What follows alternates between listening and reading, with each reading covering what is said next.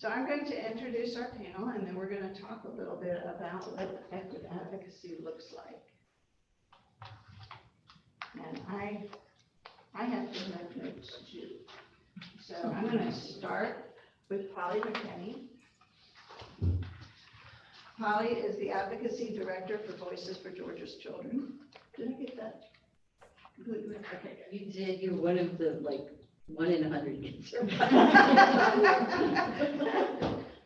Yeah, well, we shorten it to Voices all the time, so it's prior to joining Voices in 2010, she was with the Southern States Energy Board. She has been Executive Director of the League of Women Voters. She has been very involved with Georgia's film industry. So I saw your face when Jess introduced himself.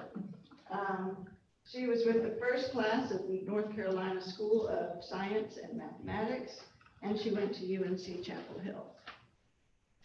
Next we have Representative Mary Margaret Oliver. Mary Margaret Oliver represents the 82nd House District.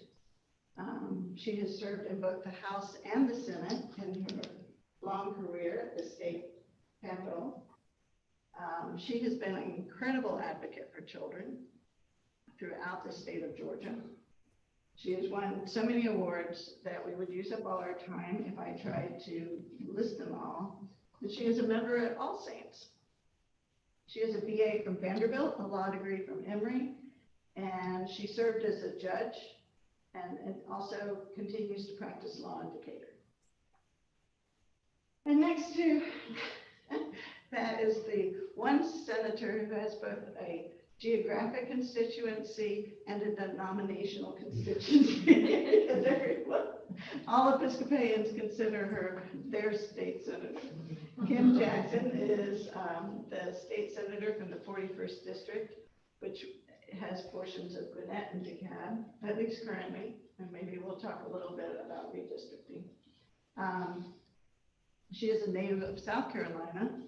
She graduated from Furman and is also an Emory grad, but with an MDiv from Candler. She is a priest and a well-known preacher, and she is vicar at Church of the Common Ground. I don't even have one of those. These are vintage. She is married to Trina and lives in Stone Mountain. Thank you for our panel. So the first question I'm just going to throw out to y'all is, what does effective advocacy look like from your point of view? Knowing who your state rep and senator is step one.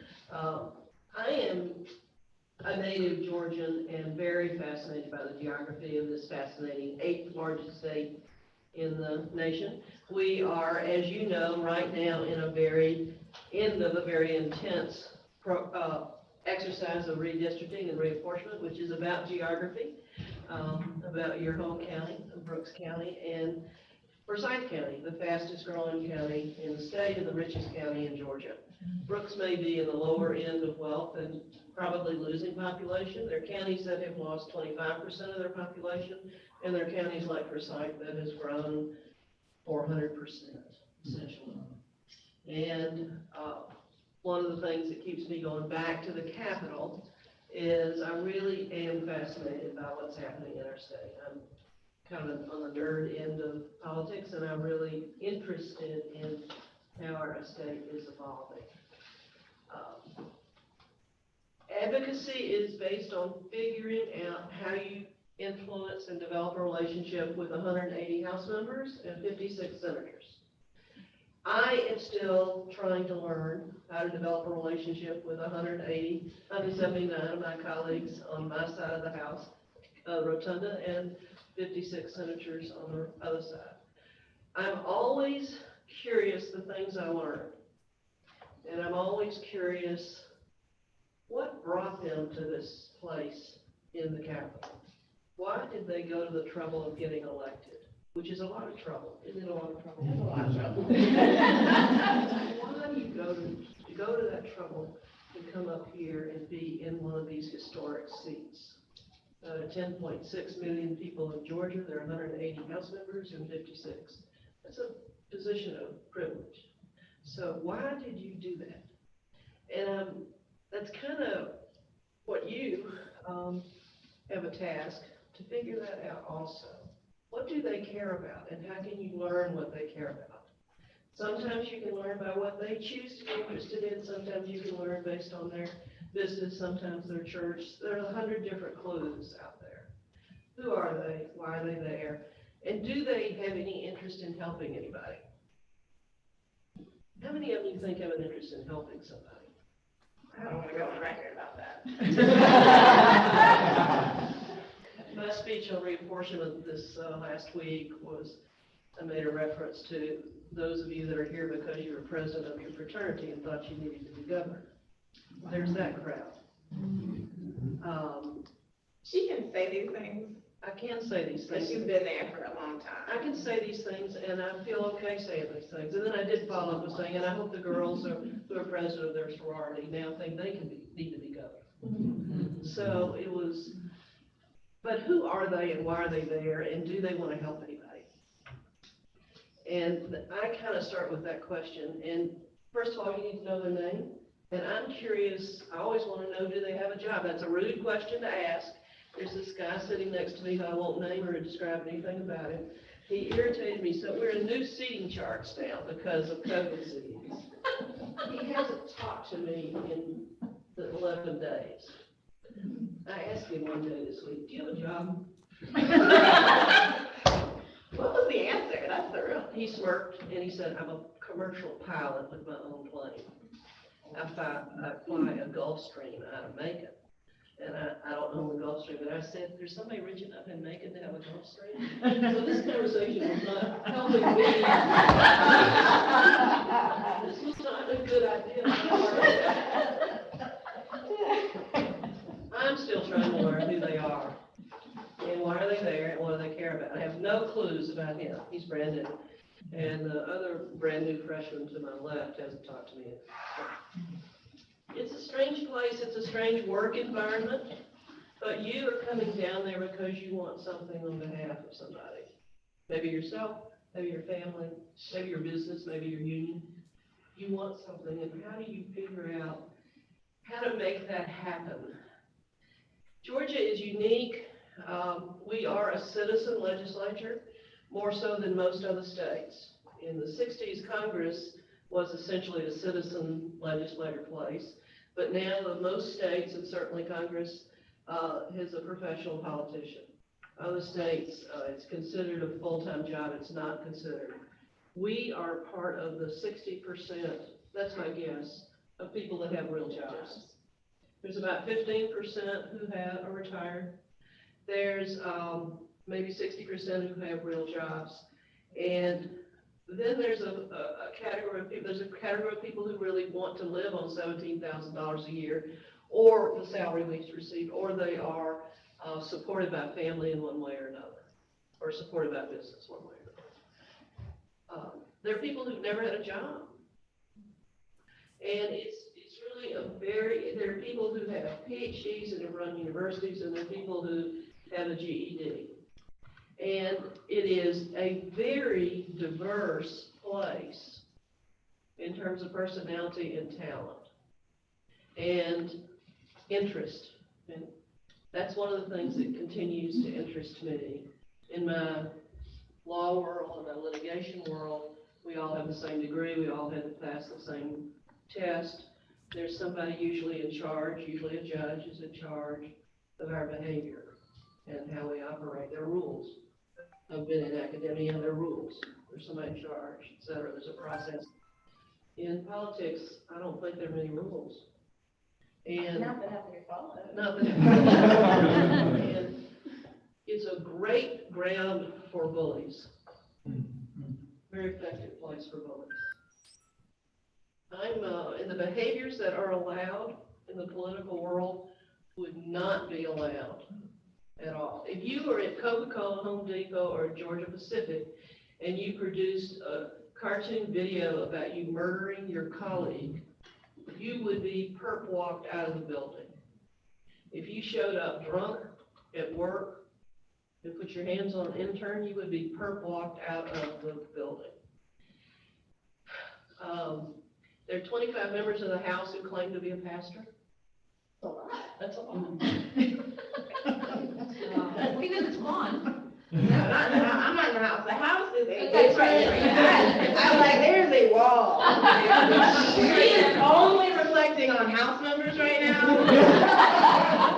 All this behavior that she's referring to. Never happened. I have seen fist fights in the Senate. I'll stop, but here's a secret. The competition between the House and the Senate is just as strong as the partisan competition, the urban-rural competition.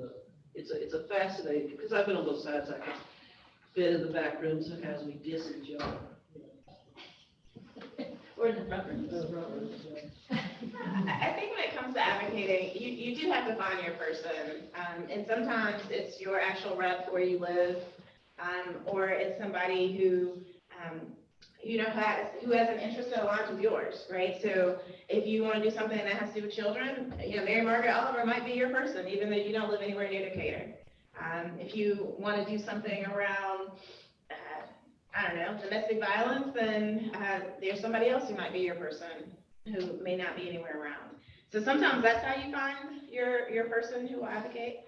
And then other times it is based on, particularly those of you who live outside of metro area, your person needs to be the person who lives in, Brooks, in Quitman, right? Like, I know you don't live there anymore, but, and I think that there's some persistency that's required there in terms of if you want to truly be a solid advocate.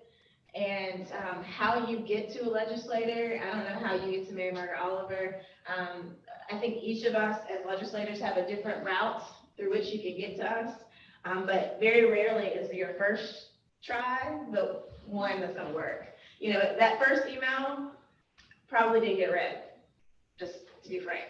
But the seventh one probably will be. And I know that, that feels, when I first began this work, I was like, I'm going to be a responsible legislator. We're going to respond to every email. And I represent 200,000 people.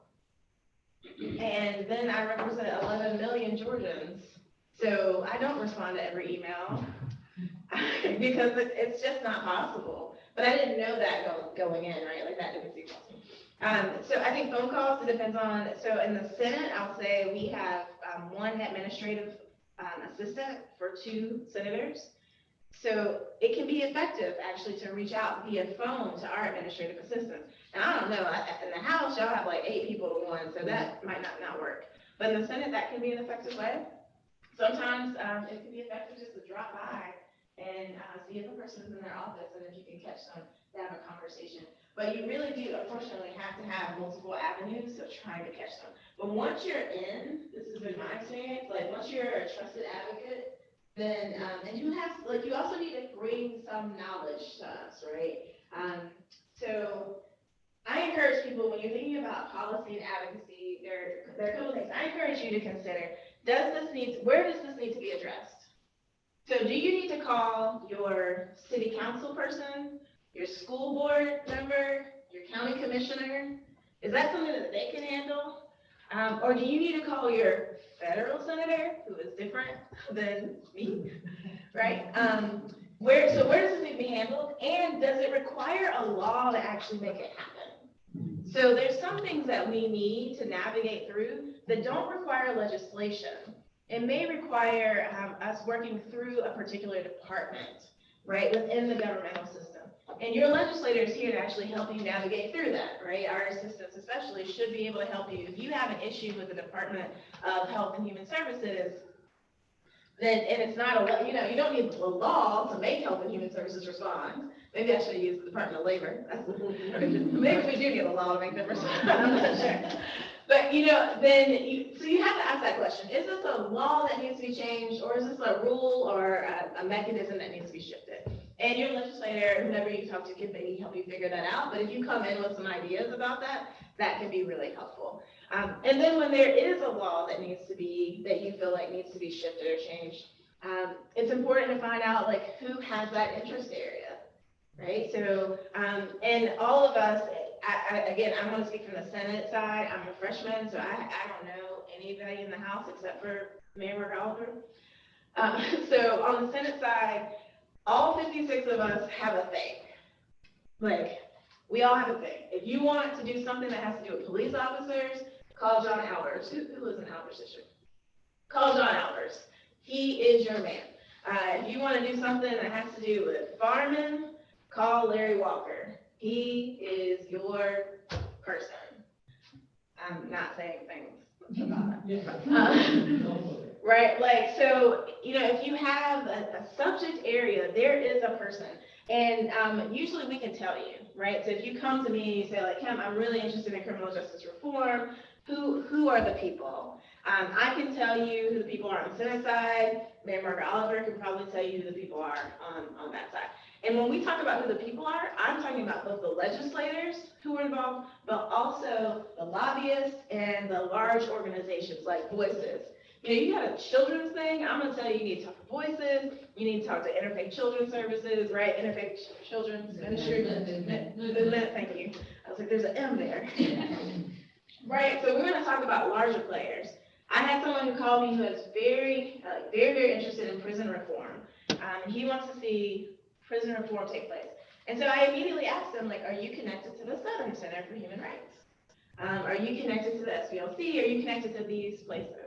And when he said he wasn't, like, that let me know kind of where he was in the process, and I urged him and encouraged him to team up with these other folks. So that's kind of my, like, basic primer on how to do this work well.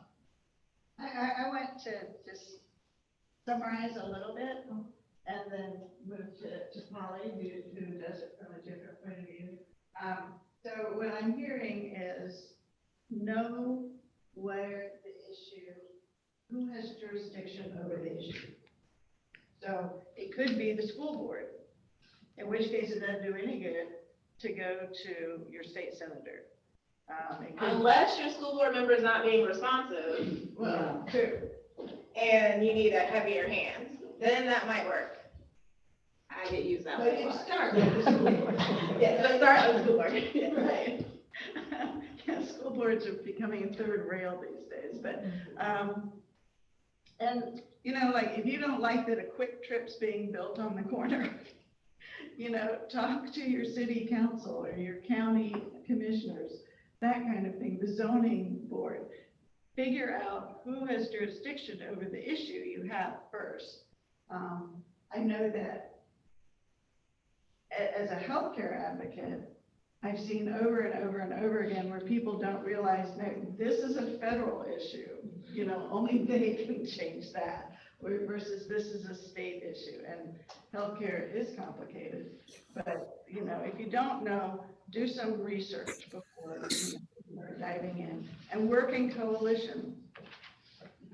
You know, there's a lot of people out there working on everything.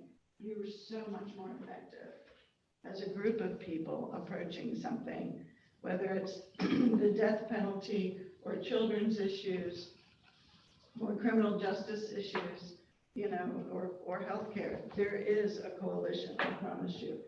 Get involved with them first, because they're already doing the work. Brooks County has 15,400 people, and its unemployment rate is only 2.7. That's an interesting statistic. And it's the size, it'd be 10 times the number of people of Brooks County to equal the people that Kim represents. I'd be interested to know who the biggest employer in Brooks County was. It might be 7% employment rate. It's usually the school or hospital. Yeah. Yeah. Or prison. Is that what certainly in Pickens County? Don't underestimate how many jobs prisons bring to rural counties. Or voters in our new analysis. Or numbers, not voters. You mean black people. Right. We had a very interesting argument about when do you count the prisoners who are eligible to vote in terms of counting the number of people in a small place like Brooks County. Okay, yeah, there's so many issues there. Polly. So yes, all of this. But what I would say is that it feels overwhelming to have to know all of these things as like one person or somebody who's meeting other people. And there are a lot of efficiencies, right, that you can find in coalition work. I mean, honestly, in Googling and just picking up the phone and calling an organization or emailing, because advocacy organizations we represent people, but not in the same way. So we're not going to get inundated when there is a redistricting issue or a protest issue or whatever. We don't get, we get a lot of calls, we don't get nearly what these guys get. And so we have more capacity to help. And our job is to help, right? So Georgians for Healthy Future, Voice for Georgia's Children, Interfaith Children's Movement, Southern Poverty Law Center, there are a lot of us out there in different sectors, GEARS, which does early childhood stuff. We all know each other for the most part, and so we also can direct to places where there are efficiencies.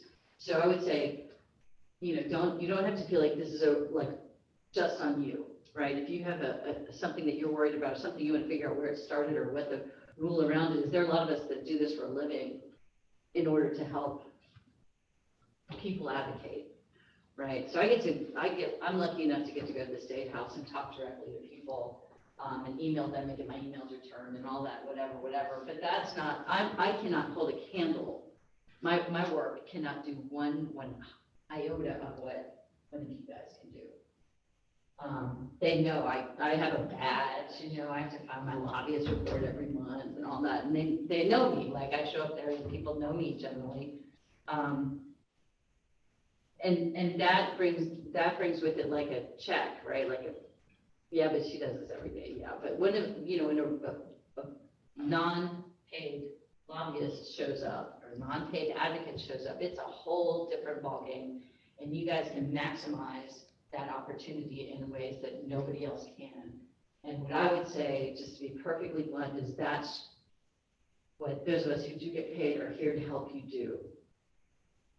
Here to help you. And, I could say things like there's ways to figure out where you want to advocate. My favorite thing to say is follow the money. Follow the money. That's how you can find out who's in charge of stuff. Where's the money? Where's it going to any budget, whether it's a state budget or municipal budget or whatever. Those are the things that tell you the priority and the jurisdiction of government to a certain extent. And so those are important things to think about, and you don't have to read every budget. That's what I get paid. I get paid to read a budget, and to summarize it. And if somebody calls me and says, "Well, where's the CARES Act money coming from?" I can tell you, try to tell you where it is and where it's going.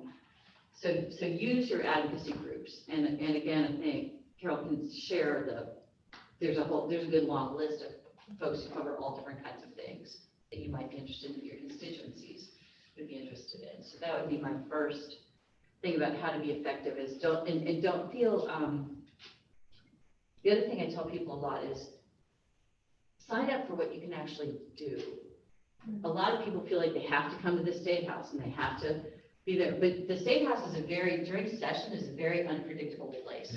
You can come to testify and you'll get there at 7:30 to get through the metal detector before the 9,000 school children show up. And then you stand around and you wait, and then your hearing gets canceled and you drove up from Bainbridge or something, and it's just frustrating. So there are other ways to be heard. I think coming to the State House is important, and I think it's really important for people to see it and to watch it. And when they let you in the galleries, with COVID, it's becoming weird. You come in now, on the Senate yeah. side.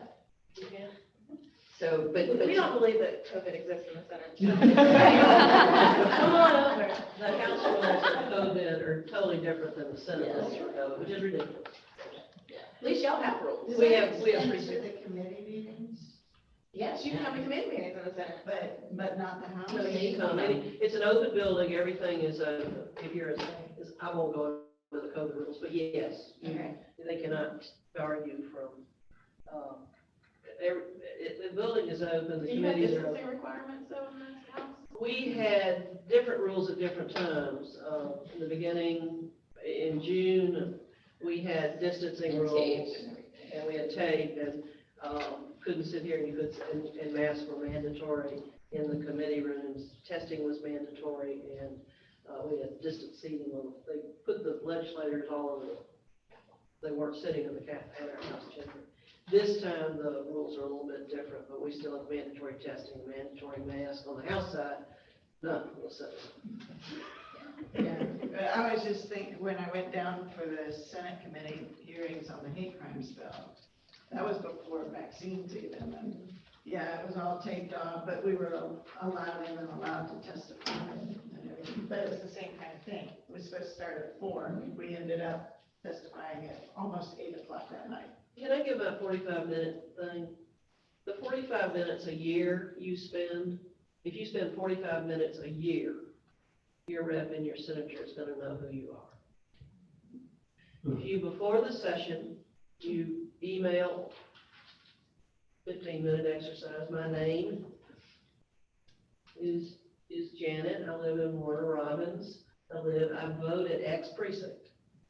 Well, half the people who come up to me and say, I live in your district, don't live in the district.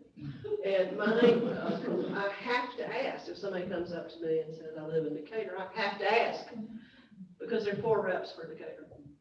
So say, I'm your constituent, I vote at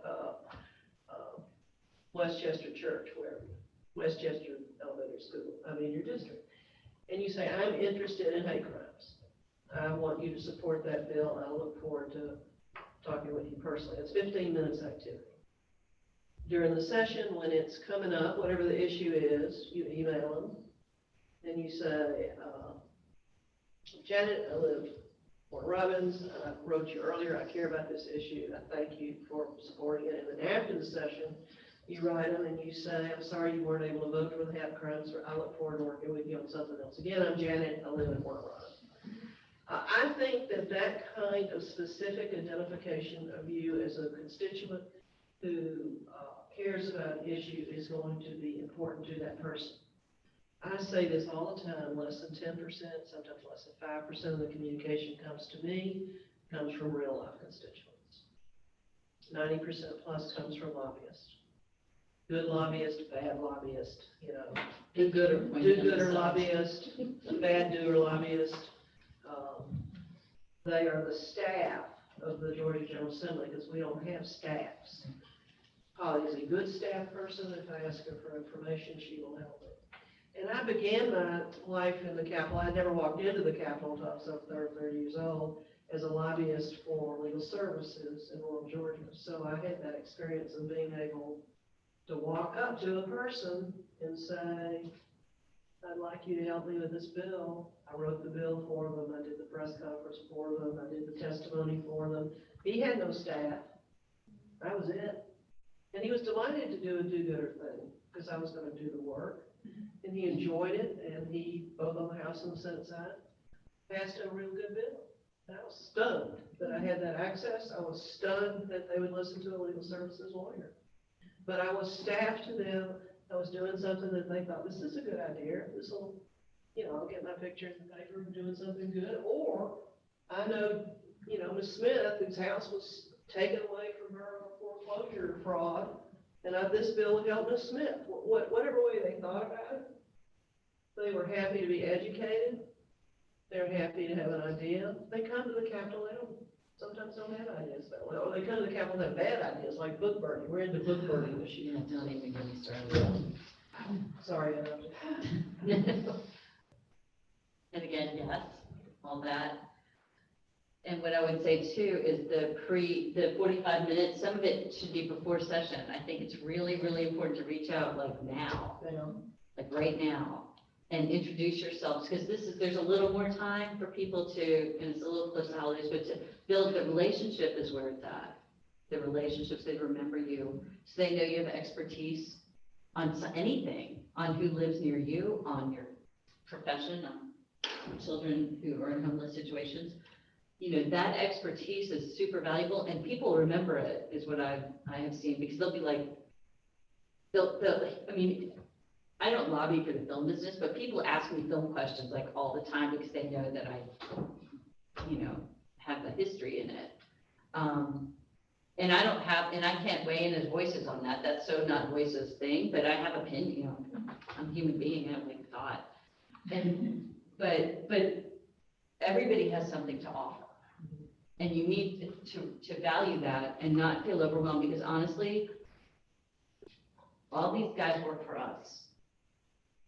They work for, you know, and they work for all of Georgia, and the constituency is really important, and it can be, and it can help build a relationship. But I also do really believe that, you know, especially, and I can say this comfortably in this room, we are about the good of the whole. And it is our job to remind people what good looks like, and what is important to us. And I think that, I guess, I don't know if I have anything really new to add about advocacy that can help you be a great advocate, except that let's use each other. Let's help each other do this work as a community and as people who want to see good things. And let's help our lawmakers. Like I always say, I work in an organization, we are strictly nonpartisan. I cannot control who gets elected. I have to deal with what is. I have to deal with who shows up. And yeah, you guys do. And I have to make that work. Like I can't go back to the kids, you know, who don't have health insurance and say, sorry, you know, these folks don't care. I have to do the job to show them why they should care. I have to do the job to help those kids. That's like what I feel very strongly about. And while we all can vote and we can even advocate and give money to candidates and do all those things, in the end, we have to make it work no matter who's in there. And no matter what happens with redistricting craziness, which is, in my opinion, craziness, whatever happens, we still have a responsibility to people who need our help. And government is a great place to get that help. And I think people get overwhelmed by the acrimony and the frustration and the, you know, tweets and like everything. And when you get frustrated like that, it's an easy thing to say as somebody who's not in the building, you know, somebody who's in North Georgia or South Georgia, where we are, or in your living room on Zoom. I'm just so sick of this. I'm just so tired. I'm worn out. I'm sick of them. I can't absorb more. And not remember, yeah, it's really uncomfortable sometimes, but so is a lot of stuff. My family Thanksgivings aren't always a lot of fun, just saying.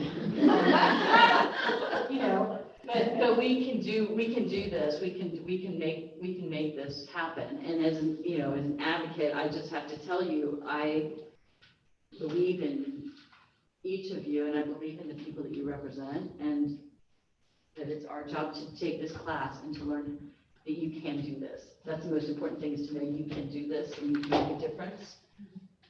That's not very tactile information, I'm sorry, but it's really important to know that and not feel like you have to have some special magic or something to do it, because you don't. Right. You just have to ask for help sometimes. And Polly's absolutely right about how, particularly if you only read what's in the paper, it can sometimes seem so eye-rolling, let's just say. Yeah. And then, but when you get involved, people, I think a lot of them are genuinely wanting to help the state of Georgia, because this is not an easy job. It seems crazy to want to do it but, you know, I just think about my experience with trying to get the hate crimes bill finally over that last hump, and how at the very end, we finally got it out of the Senate committee, but they added on something that was just abhorrent to the NAACP particularly. And I know y'all met James Woodall earlier, so listening to him during those days was something else. But, but you know, we had Sam Olens as our lobbyist and for the ADL, and he was so good at like saying, no, calm down, we're working on it, we'll get it. And, you know, we got the onerous parts out, it got passed, everyone was happy. God knows right now everyone's happy that the citizens arrest law is now being referred to constantly as the former law of the state of Georgia. But I think knowing it can happen and to keep the faith and to just keep, doing the right thing is really actually a very important message. It'll be tough. I mean, at the end of session, I'm always like, why did I do this? I was like thinking, but then a week later after I've slept, I wake up and I'm like, I do it because I care and I believe in community, and it's hard to, I have a million philosophical things I think about in the shower when I think about this stuff, but When I bring people down that are kind of new to the experience of politics, which I was new to the experience of real world politics when I went down there, they come away, and this is what might be true for you, and I do urge you at some point to come down there. They're fascinated by the fact that they're surprised and interested in the fact that there's some people of real super talent that are accomplishing unbelievable things uphill, going uphill. There's some very, very smart people who work very hard. Some of them are staff. I have $7,000 a year of expense money, and I have forever I've used all of that money each year to hire an aide, which is, again, another poorly paid. And my person who's helping me right now, the person who helped me for 7 years was Margaret Stern's husband, Carol Stern, who came down for 7 years. And he was a banker. He'd never been in that kind of environment. And he really enjoyed helping the young people who were coming into the Capitol. And of course, he was fabulous for people to contact him to get to me, and he was perfect at that. Now my aide is Cindy Cleveland, who is the head warden at All Saints, and she has a divinity degree and a law degree, so she's more qualified than I am to do that job. And so she's the person that really helps me as an extension of the committee. And many of the legislators, senators or House members have that kind of person who either volunteer or paid really, really helps do the good work. The other reaction that some people have to that environment is that they're horrified. And they say, this is not a building where I want to do work. I had one year an aide who'd won the Political Science Award for Magnus Scott. She was brilliant. She was fabulous. I just thought she was the best. And she found the environment too oppressive for her. She was a gay woman, and those guys had no clue that she was gay, it was just too hard an environment for her. So it's a fascinating place of people who do amazing work, pushing bills uphill, and people who do bad work in the secret, in the back room. And sometimes out in open.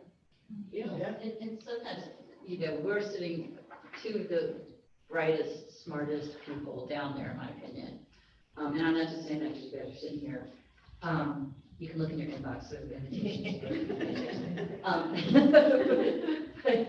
But there are also people, you do want to be cautious sometimes and find some trusted folks to ask about where things lie.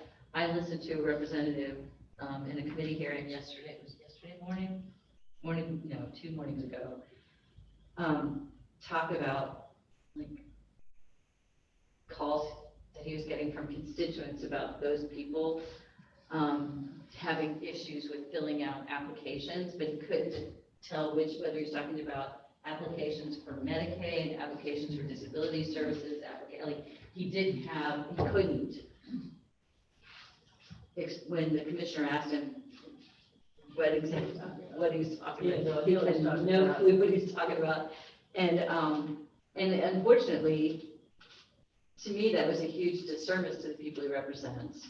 But I do understand how complicated all of our systems are. So there's part of that where I was like, well, I can see, because that's not his thing to do. That's not what he thinks about. But he should have somebody on his team who got that But information. I don't know that it works that way in that particular office. That's clear. He does all that phone work himself. I know who you're talking, because I was listening to that. I was in that committee room too. Yeah. And I was trying to figure out, because I know he calls on state people all the time. he follows up on constituent things. And it's interesting to me, we had a variety of different conversations, because we're on committee together, a variety of conversations with him, and he does do the work himself. I don't think he has a name. And what is he's a very, very conservative guy. His wife teaches special ed. I didn't know that.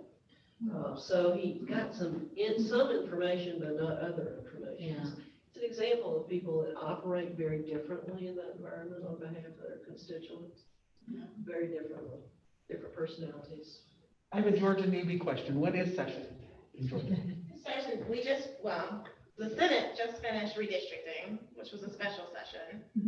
The House. Very special session. The House, my understanding is we'll finish on Monday, but our normal general session is from January to the end of March-ish. The It's second 40, Monday. it's 40 days, but think of like 40 Lent days, you know how like, some days don't count in Lent? That's how. Yeah. We have, our sessions though constitutionally start the second Monday of January, and the calendar is set sometimes a week ahead, sometimes a month ahead. Usually it's the first quarter of the year, which is good for me, who has a real job. And other legislators have gone to more of a full-time calendar. And we usually don't have special sessions, as a matter of law, called by the governor to come in for a specific purpose. We always have a special session following the census, called by the governor to do redistricting. But in my long political career, I think there have only been a handful of special sessions. Usually it's a budget emergency, or in a real emergency, not just a fake emergency. And so they don't happen often. The committee work does go on outside our 40 days, and that's a really good opportunity to participate in a smaller arena where there's not where the chaos is less, and where you have really more opportunity to talk with people, and the study committees are in specialized areas. I've been very active this summer in 2 study committees. One is the behavioral health, mental health thing that we've talked about, and the other is a study committee on annexation and cityhood. Every meeting is live streaming. Every meeting you're open to come in. The internet access and the live streaming has changed our world. I think for the better at this point. I think it's changed it for the better. It's made it more accessible. It hadn't changed my law practice better, but I think it may have changed my political access better. Do you think so? I think so, and I want to really like lift up that gift that the internet is, because that means you don't have to be down there to follow what's happening. And I really do want to underscore the value of committees. That's where the real work happens. And it's smaller, particularly committees outside of session, right? And I've been on the study committee all summer long, and they're only like, first of all, only like half of us show up for the committee meeting. Right. But that tells you who's dedicated to the issue, Right. right? I mean, by us, I mean the electeds. And then the room is never like, it's never packed. Like during session, I think people are just wandering around looking for somewhere to go and sit, right? And so it usually is full. But during the summer, you know, we had maybe 20 people. It'd be like this room. Yeah. And so your ability to access the elected is like you will not ever have during session, honestly. And we're not also trying to run typically, unless you're a working legislator like I am, you're not actually usually trying to run somewhere else after a committee meeting, because you never know how long they're going to last. And so you can really approach a legislator afterwards and say, hey, I heard you make this comment, and I'm wondering if you could say more about that, or I'm thinking, you know, like. And they start on time, is the other day. They start on time. They start on time, so you know when. Yeah, outside of session. Yeah. Which is really helpful. You You just can don't also also travel sometimes. Yeah. So, you know, whether you, even if you're in, you know, Houston County. Houston County. I know, I'm from Georgia, I don't know how to say it. You know, because I have traveled down to LaGrange to speak to committees. I have traveled up to Gainesville to make comments on Medicaid waivers. Well, and you can they'll take streamed comments. If you get in touch with them ahead of time, you can sign up and they will Zoom you in nowadays, which is, in most committees, is really helpful. It's been very helpful to getting expertise in certain areas from universities and yada, yada, yada, all that stuff. out where committees meet. Oh, It's all, we can give you the links at the Georgia General Assembly website. If you go to that website and just, you can ping around and find most stuff. And replays of the committee hearings as well, and replays of chamber proceedings. So if you want to listen to what happened yesterday in the House, it's there. You can, I mean, to be perfectly honest, it is not the most logical navigation of a website I've ever seen in my life. But you, if you want to do it, just give yourself a good 10 minutes to find one. If you have a specific issue too that you're following, contact the staff member of the committee chair, and they'll put you on the list. And that way you'll get told all the time. I want to say one quick thing, then I'm going to open it up to questions, just for Mary, to reference what Mary Margaret said. The first time I went down to the Capitol, I was working at Common Ground. It was when we were on Trinity Avenue. And Tom Graves asked me to come down and speak before a committee, which scared the pee out of me because I've never done anything like that before. But he promised he would help me through, and he did. But it turned out that what we did in committee didn't mean a hill of beans, because in the hallway, they were doing something completely different that ended up actually happening. And I discovered all this and everything, and I was just appalled. And even though I was used to Common Ground, it was the Capitol that made me want to rush home and take a shower. That's facts. I said this yesterday to my colleagues. I work at Common Ground with people who are literally clinically insane, right? Like people who have diagnosed mental illnesses, most of which are not medicated, and that's part of why they're sleeping outside. And yet the Capitol is the place where the most craziness happens. And I'm not using the word crazy in a derogatory, it is the most insane, illogical, dysfunctional place that I work. where bad behavior is allowed. Right. The room where it happens, the Hamilton stuff, the room where it happens is, I have always wanted to be in the next room. I was in the hall, so I was in the building, and then I got elected to the House. Well, I'm in a room. And then I was in a leadership, where is the room where it happens? And I finally got down to, if there were 6 people in the Senate, I was going to be in the room. If there were 3 people in the Senate making the decision, I was not going to be in the room. That's as far as I got. Well, and the good news is it ended up one. And I've gotten over it. I don't really take a shower all the time. It's the best of us and it's the worst of us. That's right. It's a microcosm of Georgia and humanity. I had an assistant, we had an assistant the last couple of sessions, and she's since moved on. But her first brilliant young woman came to work at Voices and was my part-time assistant during session. And I love her dearly. She's like a daughter to me. The first week that she worked at the Capitol, she hadn't really ever worked at the Capitol. And we're watching some committee or other, and she said, "He's lying." And I said, "Yeah, yes." She said, "He can't lie." I was like, "Well, yes, he can." And there he is. He's lying. And I said, "And you know what? I'll tell you something else. People drink here." And I thought she was going to cry. I felt so bad. But it was that frustration of realizing how that's part of the overwhelming. You can feel powerless. You can feel like it just takes one jerk to mess everything up. A bully jerk, the jerk who's a bully. A bully jerk, and yet you gotta keep going. Because if you let them be, then you can't even hold where you are. So When I was in the Senate, 10% of my colleagues were indicted or on the way to penitentiary. That's high. If you're in Coca-Cola or Home Depot, 10% of your vice presidents are not indicted on the way to penitentiary. I think about that all the time. It's a dangerous place down there. And yet, we re-elect a guy who was I'm sorry, I'm still upset about the commissioner of insurance. That's a bad set of facts. And he's been at that Capitol twice. yes, twice in a row.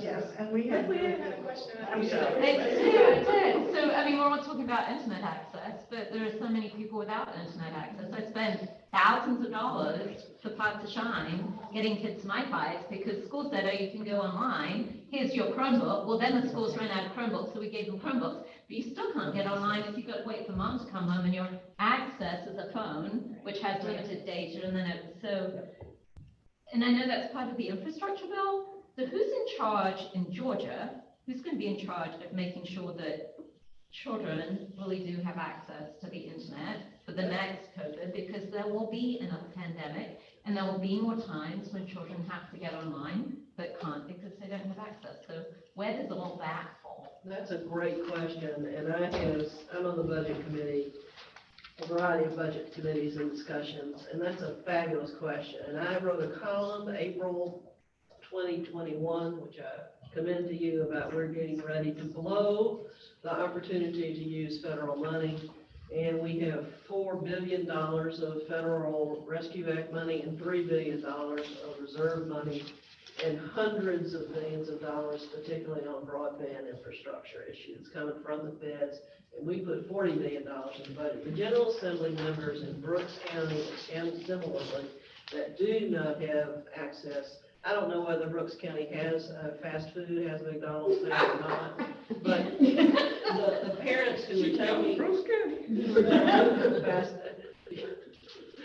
the parents who are driving to the McDonald's because that's the place where they can get access for their child. The average member of the General Assembly, if he or she is in an area that does not have broadband, he or she knows what a big deal that is. That is an education that has been accomplished. Yeah. And the question I've asked in these various streams of broadband money and infrastructure money is there enough money to solve this problem? Because this is a boatload of money. And what are the technological skills out there in the small counties and the small school systems to make the best decision possible for this technology, which is a fast-moving thing? We have an opportunity to make significant steps forward, at least on providing access. I don't know about the internet. And I am very worried about, are we doing that in the best use of the money that we have available? And it's a weird infighting thing too. Yeah. There's this whole conflict around the logistics. And this is not my area of expertise by any stretch, but for the same reasons you're interested in, you're kind of watching it. Mm-hmm. But even over the last 2 or 3 years, the conversations around where you can put what, because you have to lay the broadband, like you have to develop the system, and municipalities, there's this whole big thing about boxes, whether they could be in downtown little towns because it messed up the aesthetic, and there's all of this, can we attach, should we, we'll rent you the space, and the phone company goes, we don't want to pay for the space, like it's this big, I was in the middle of it because of major business interest, seeing this money coming down. Comcast and satellite internet providers, they had their own legislation. And I'm sitting there, this is my usual question to myself as I go into a committee room, where the work happens. It's in the public, the work that is in the secret, I might not be there, but in a committee meeting, this work, I'm sitting there listening to this bill, that was Comcast bill, I figured out it was Comcast bill, asking myself, this is my usual question, does anybody in this room know what we're doing? Mm-hmm. And you start asking questions to try to figure out who in the room knows what we're doing, and who in the room is going to tell the honest truth about what we're doing. And this system worked very well. A brand new chairman of government affairs, which is this is a contentious high-level committee, she figured out in the space of this hour hearing where questions were asked for the first time in the public, she figured out that something was not right, and she held the bill. And that was purely a matter of average member of the General Assembly asking questions, which generates interest in the other members at the table who may or may not have been paying attention previously, but all of a sudden, the people at the table who can ask questions, me and others, were showing the world that there was something fishy about this bill. Those are important times. Those are important hours of the day. And whether you're online or whether you are trying to get internet for your school system in, hey, Hiram, wherever, those are important questions. And there's money available. And if people make the right decisions, we'll solve some problems. I've watched Margaret do those questions too, like the Raise the Age Committee. And you're excellent.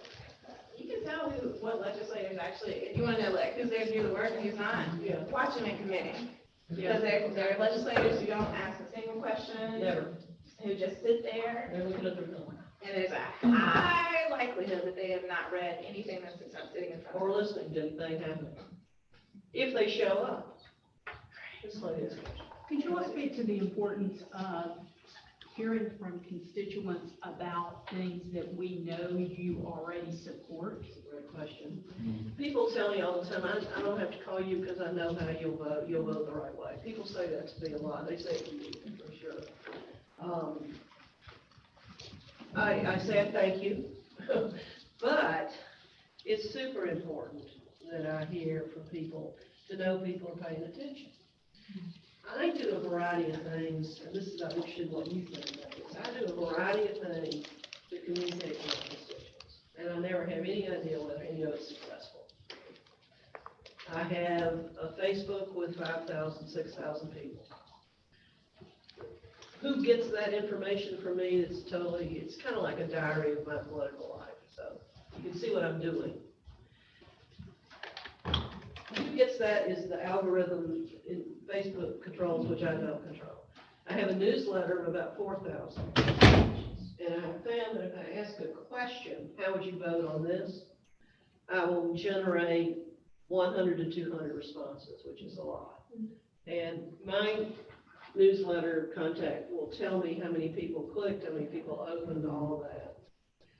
The point I'm making is that I'm really trying to figure out who's paying attention.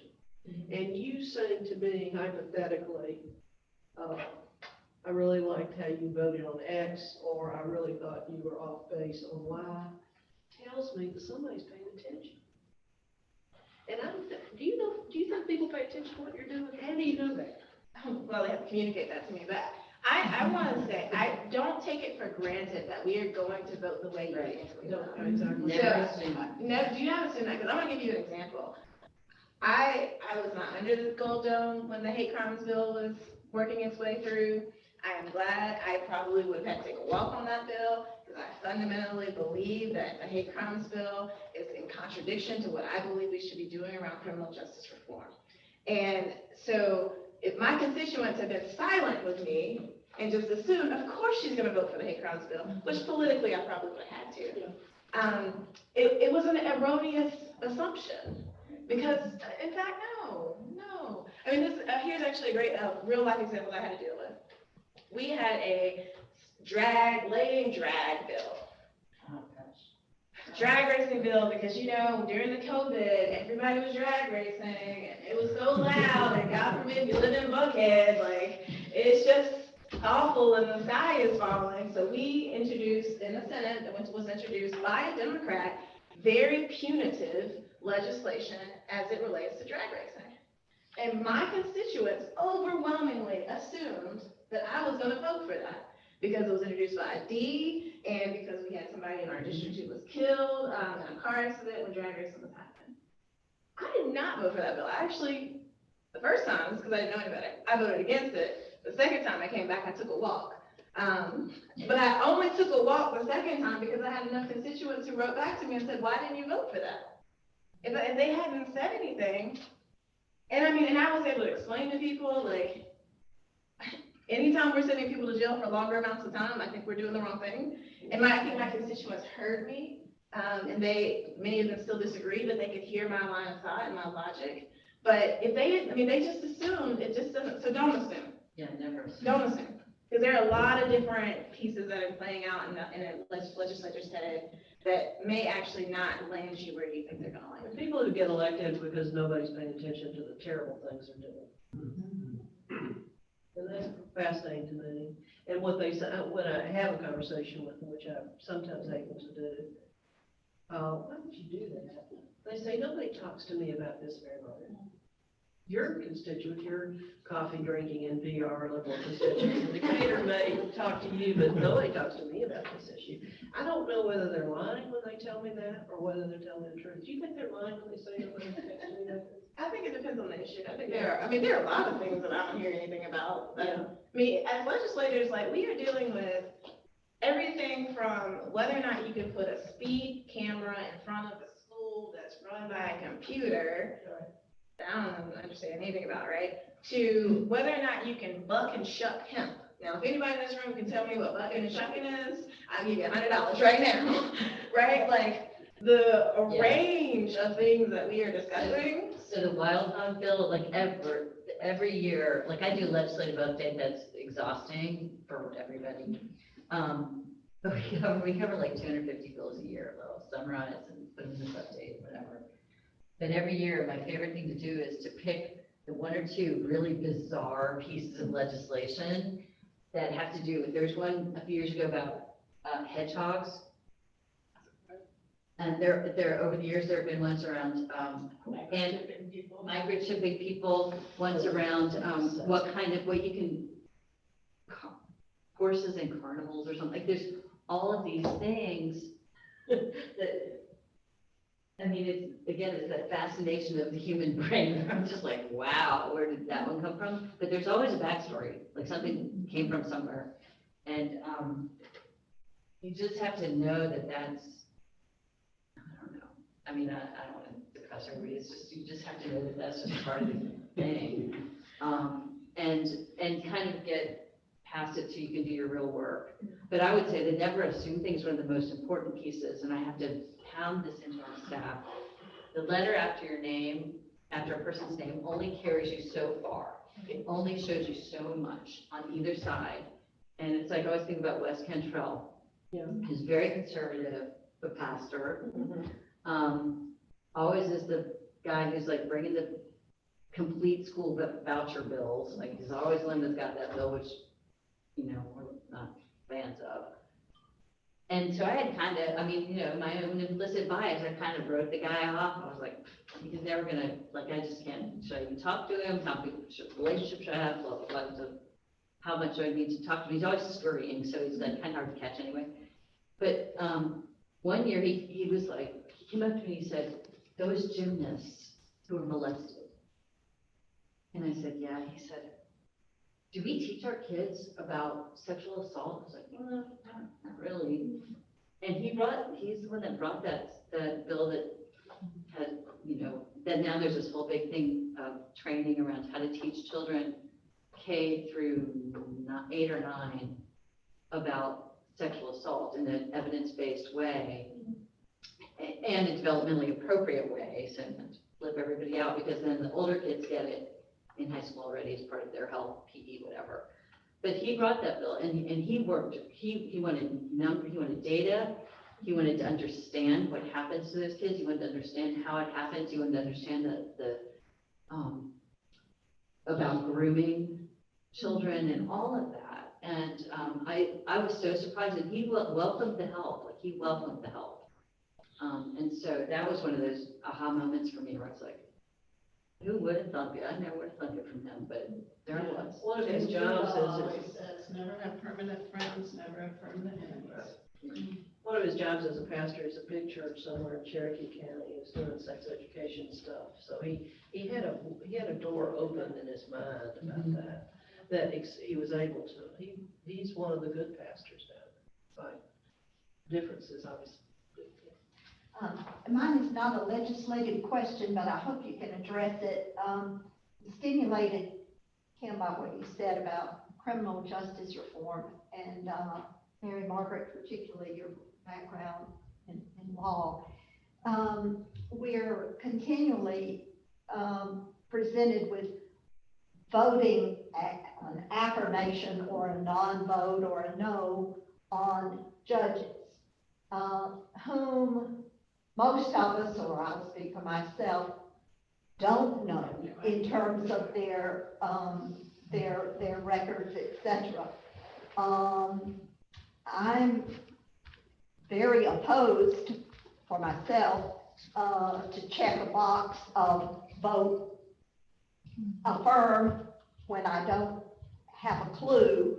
But in terms of advocacy, I'm not aware of a group or others who are actively trying to inform the public on different judges. And I'm just wondering if you can share some insight about.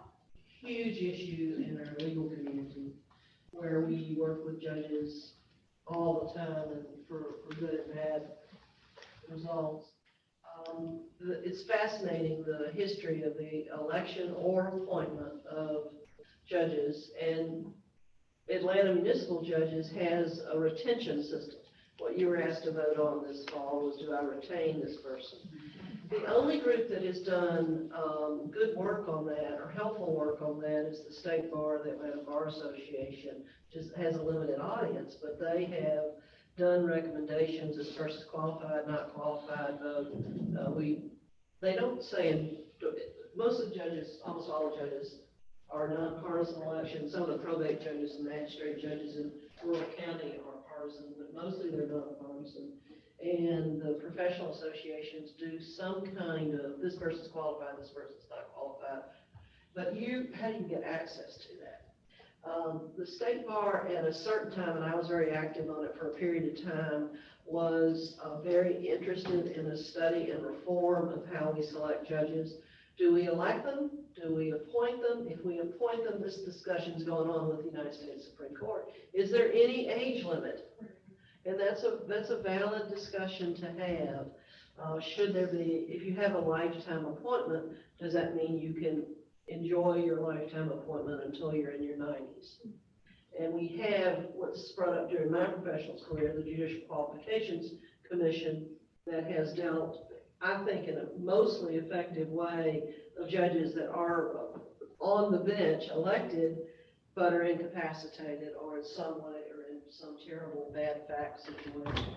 So there's a limited amount of focus by some professional groups on how judges are elected and sanctioned or removed, but the public has very little opportunity to really understand it. And I think the State Bar sees that as a problem and needs to and do more. I was involved in legislation that would provide public funding for the election of judges. So it wouldn't be based on me taking $100,000 of my personal money and getting myself elected. It's a very active discussion within the professions, and some groups, Common Cause, had an interest in it for a while, but it's not an issue that is broadly of interest to the public, and we're not making a whole lot of progress. And Georgia, I'll just add that from where I sit when it comes to issues of criminal justice reform, I'm much more concerned about who you check that box in front of in terms of the DA and the sheriff. Yes, same. Of course. Same. That's where my focus is, and I think that gets lost on a lot of people, but who that DA is the difference between life and death. Yes, it is. For some people, No question. like literally. Exactly. Letty?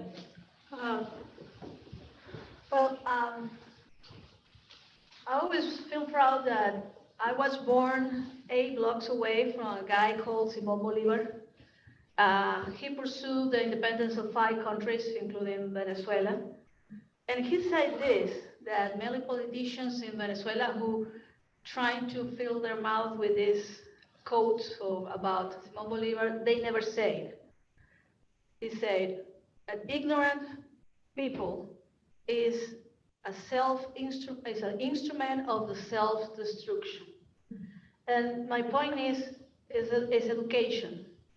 Not about the budget for every county, the education, whatever. I'm talking about that. We're talking right now here, and I understand that many people, if you get these explanations of many issues you have in the state Congress, Many people will get lost when you say, well, and when will we submit this petition to this committee? You lost that person. I said, okay, I don't care. I understand, I don't care. So my question is, how important is for the people in the state Congress who wants to make a change, really do, and I want to use the word, advocacy, to educate the people about how this Congress work and what are my tools and my powers to make it work. Because as soon we can get these people to understand how it works, they will change their vote. Because we have to fight, the people who think different, people who wants to change the things, is very dispersed. And the people who wants to keep the things exactly how they are so they can stay in the power and have the control everything, have a group of people that vote by party discipline. So I don't care if the other one can do a better job. I want to vote for the one of my party. And as soon these people start to see that amazingly, the people who know how this thing works and how the people who really wants to have this thing changed are bigger than them, something is going to happen. And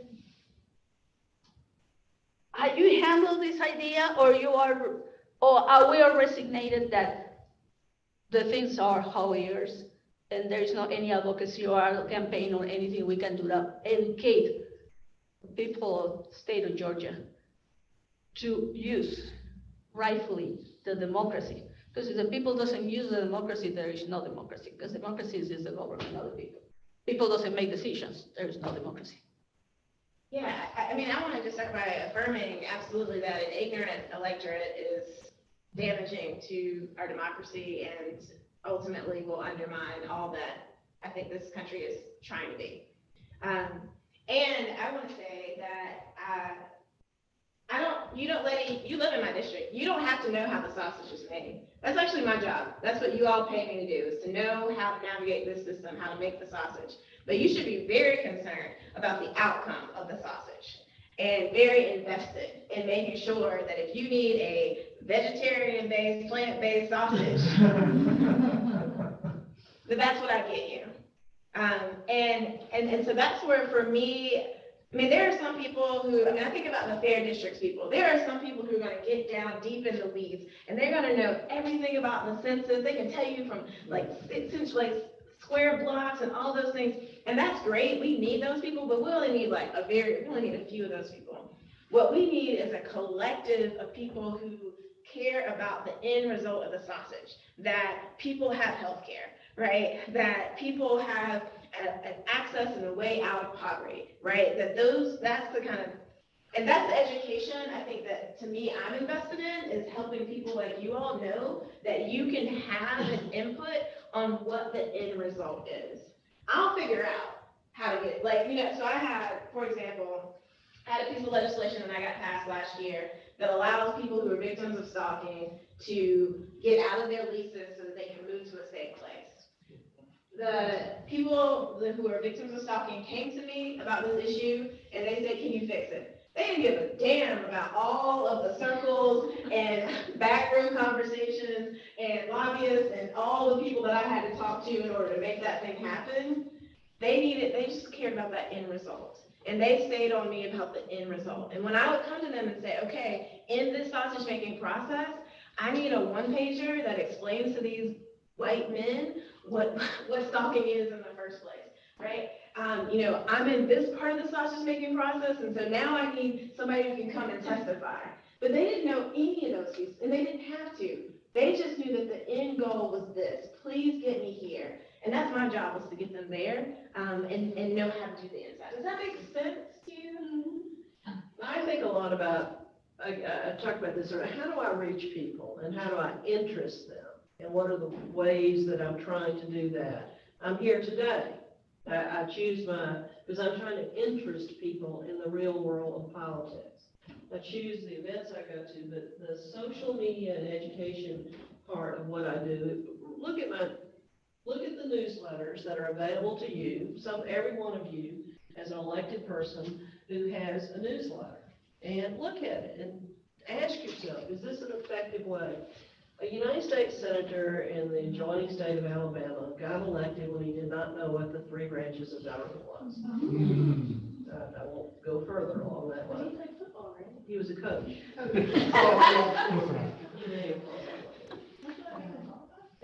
In Alabama, yes. Very painful. I think the other thing that we forget, and like I'm, 57 and grew up differently than the people who work alongside me, a lot of them at Voices. But there has been with the speed of communication, which is is instantaneous, there has been I don't want to, sounds a little bit like a laziness that has come with acquiring information. And, we do a lot of work, communication is one of those things I feel very passionately about because that's what advocacy really gets down to, about making everything one click, making it entertaining enough that people will hang on to the end, making it not like so dry, because a lot of this stuff we talk about is really heavy and it has a lot of data behind it, and it can get dry really, really fast. Where I'm like, nobody's going to read a 10-page white paper. Not even the people who wrote it, like we can barely read it. But they will read a tweet, or they will do this. So how do we know our audience enough to package something so they can get it? However, all that said is that the pleading of people like us who are fascinated by this naturally and who are wonky enough to want to get into it, to other people to read the news, even if you don't agree with your local newspaper, whatever, that's how you find out who's who. That's where you can keep up with what the outcomes are. I mean, and it's a habit. It's like a daily habit. Like, get your local news feed or get your, the New York Times feed every morning. And even if you just hit the headlines, I mean, it sounds so light, but even if you just hit the headlines, since you're not at the Capitol every day or at Congress or, in a courtroom, hit the headlines and see what's going on. I ask people all the time, do you read the newspaper? I ask that too. What do you read? And when I was on the faculty at Emory Law School, I said, Jeff, you read the news? Oh, I only read the New York Times. That means you're not interested in Georgia politics. Right. And they would look at me and say, no, yeah, I'm not. How do you learn? How are you motivated to learn? And I think about that all the time. The hardest thing for me about politics, is people's contempt for politics. Correct. Y'all don't act contumacious about politics. Y'all are here in genuine interest. But I can tell you 50 stories of somebody being introduced to me, and somebody will say she's the member of the General Assembly, and they'll say something so incredibly rude that just like, how's the graft business going? People's contempt for politics is really hard for me. It's interesting to me that people assume that it's only in a Capitol building too. So politics is part of the work. It's part of the work in universities, probably even more so than a Capitol. It's part of the work in school systems. It's part of the work in, I don't know about church structures or whatever, but there's politics.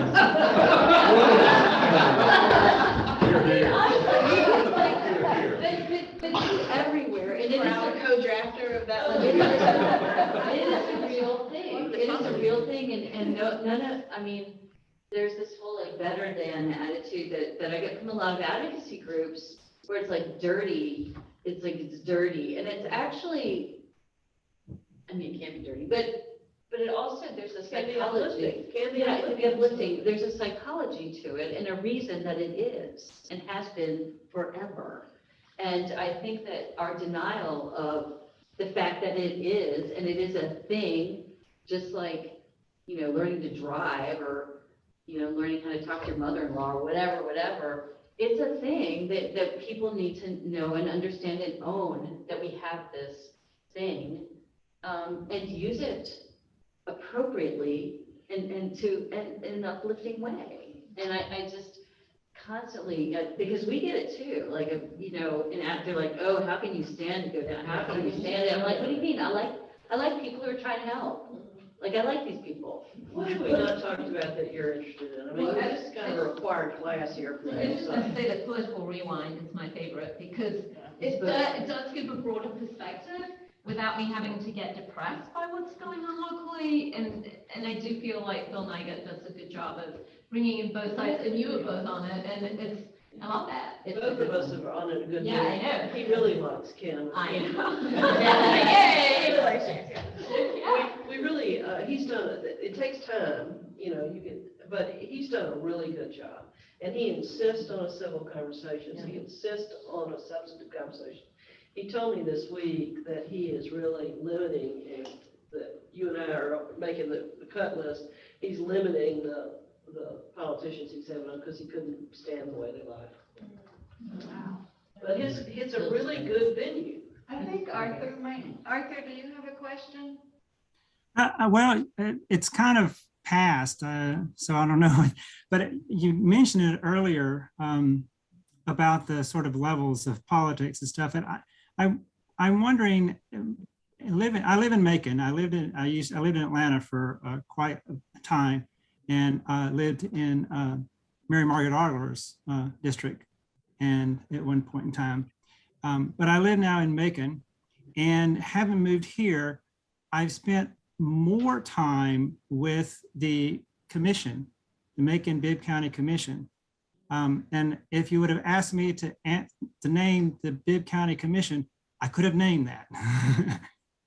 So where is it that the local politics lies in play in advocacy, and how strong of a role can we play as a deacon? I've shared an experience where I worked with a college group, chaplain at Mercer, when they had voiced interest about the anti-discrimination policies and practices of the city government, and the students who were wanting to work and live in Macon after they finished college. And I found it very interesting that the students I worked with, helped me sort of get involved in the local government. So how really important can this be? What are you interested in? I mean, your students were interested in city policies and non-discrimination. That told them exactly where they needed to go. I ask people all the time, what interests you? Is it zoning? Is it animal rights? I mean, what interests you? Those are kind of examples of some local activities where I see a lot of people. The activity in Decatur over the coyotes, you know, I mean, what are you interested in? And that's going to lead you to, very often, the entity that's going to be most helpful, most engaging, and most responsive is your local city and county folks. Arthur, I like to tell people that the people who are at the bottom of the ballot, the furthest down the ballot, are actually the closest to you and the most important people for you to know. And the people on the bottom of the ballot, that's your city, that's your county folks, that's your school board. Those are because they're the closest to you and are making decisions that probably more directly impact your daily life than anything that I do in the Capitol. Now, there are certainly things that have to be done at the Capitol level, but most things, whether or not it's the stoplight that you need to have put in at the end of your road so that you can get out safely, or it's whether or not your children can read certain books, most of that stuff is being dictated by your local legislators, your local politicians, your city, your council, your school board. So I think it's essential that you know those folks. Christina, you had a question? Yes. I just wanted to follow up on the question that Arthur raised, or a comment, in that, yes, we know the commission, the people at the commission level, the city council, the mayor's office, that's sort of the people I will communicate with first. But where do the two meet? Where do your part and the state and the meet with those people? That's really a good question. The cities and the counties and the development authorities, they are created by the Georgia General Assembly. We have 530 cities in Georgia, 159 counties. Every one of those local political entities were created by the Georgia General Assembly. And we can write a bill that tells them exactly what they have to do. So we have a governance structure where the Georgia General Assembly is the creator and the rule maker for cities and counties. And I've spent a lot of time on that this summer on annexation and new cities and all of that. To what extent does the General Assembly need to step in? I'm just using this as an example. Needs to step in at this time and make some new rules about annexation, de-annexation, and the creation of these cities. It's kind of a nerdy thing, but obviously in this ground where we are right now about Buckhead, it's a big deal to a lot of people. That's a really good question. I would say too, think about, from a children's perspective, education. So our state school superintendent, the Georgia Department of Education, our state school superintendent is elected, not appointed, and has sort of autonomy to a certain degree there. The state school board is appointed, most of them, not all of them, by the governor. Right? So, yeah, and so you end up with this weird thing here. And then we have a lot of protections for local school systems around local control. So they have a lot of power over the decisions that they make in their own systems. And the state can advise and make recommendations on most things, but the state can't really tell them what to do on a lot of stuff, which for us presents all kinds of challenges. But so you have to kind of, again, sort of start at the bottom and look up in any given area, right, and see where that leads you. I always think about another question. John has a question. I think that will be our last question. Well, if I can slip in too. So you use a Representative Oliver, your 45-minute exercise.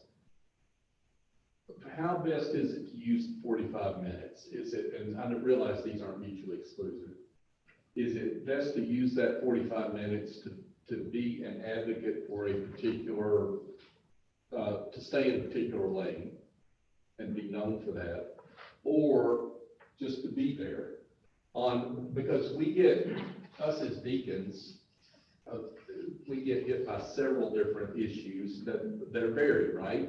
So is it effective to use that 45 minutes just to be known? And today I'm here on this issue, and next week I'm here on another issue. I think that's a really good question. What interests you? What is your duty? And I mean, if you are a deacon and you have a responsibility to help educate the congregation, then you want to be in multiple lanes. If it's a mental health issue based on your expertise and your family issue and the dysfunction you see in the system, then you want to be in one lane. But from my perspective, I want to know your name and where you live. And if I know your name, Ms. Kennedy lives in Lamont, that's huge to me. You want me to get all kinds of emails? Good. Yeah, I think that I think that as deacons, you can't just have one issue. Right. Because as you said, you interface with lots of different, I mean, this is the work that I do as well with you all. I might as well be a deacon. That's why I fight so hard for you all, because I am a deacon. Yeah, thank you. Yeah, you're welcome. And so I think it's important, like every time you show up, to just let your person know, I'm here on this issue. Hey, it's me again. You know, I live down the street from you, and I'm here on this issue. Because hopefully your legislator cares about more than one issue. We have many of us have a specialty, but hopefully we have, interest in multiple areas. And so I think it's important to let that be known. Pete Robinson, who's a friend of mine, passed away. He said when he thinks of an issue, it's very often that one constituent's face comes to his mind. In one story. In one story and one constituent. The first thing he usually thinks about. I think that's true. You read that at the Allen Peak story with the medical marijuana. I mean, that was really clear. Yeah. The other thing I was just curious for all three of you is how do you maintain both hope and enthusiasm. Amnesia.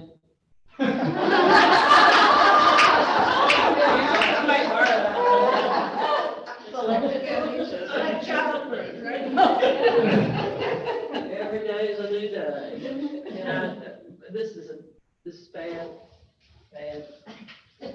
There's a small group of people down there, it's not many, but they're just dead to me in Tony Soprano terms, you know? I'm not gonna deal with that person, period.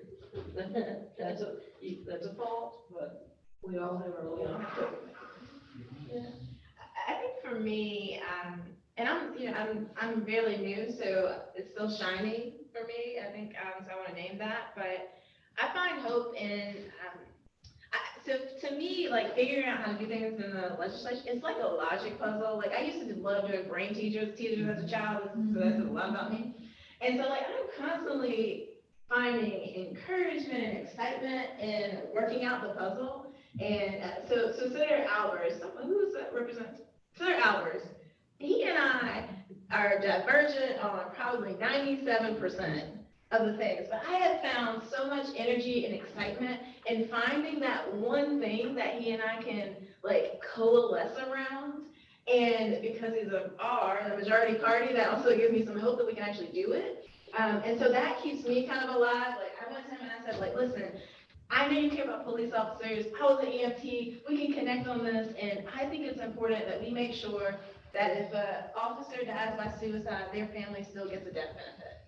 And he knows there was a face that came up in his brain, right? Of somebody who committed suicide and their family didn't get compensated. And there's a face that comes up for me, and we're able to connect on that. And I'm like super excited that maybe we can get this one thing done. Now, I hate everything else that he has to say in that public safety meeting. But for that one moment, and that's what I live for. I live for those one little moment where I can sit down with Brian Strickland and say, can we please put a Romeo and Juliet clause in this so that a 16-year-old child and a 17-year-old child don't get caught up in this particular issue and have to face a felony when they're a child because we didn't. You know, like it's those moments that I live for that give me hope. And you know, I do try to pray and have a deep well of faith and hope in a God that is bigger than all of us. And that's sure really helpful too. Thank you. Well, thank you. You guys have exceeded all expectations. Thank you all so much. Can we?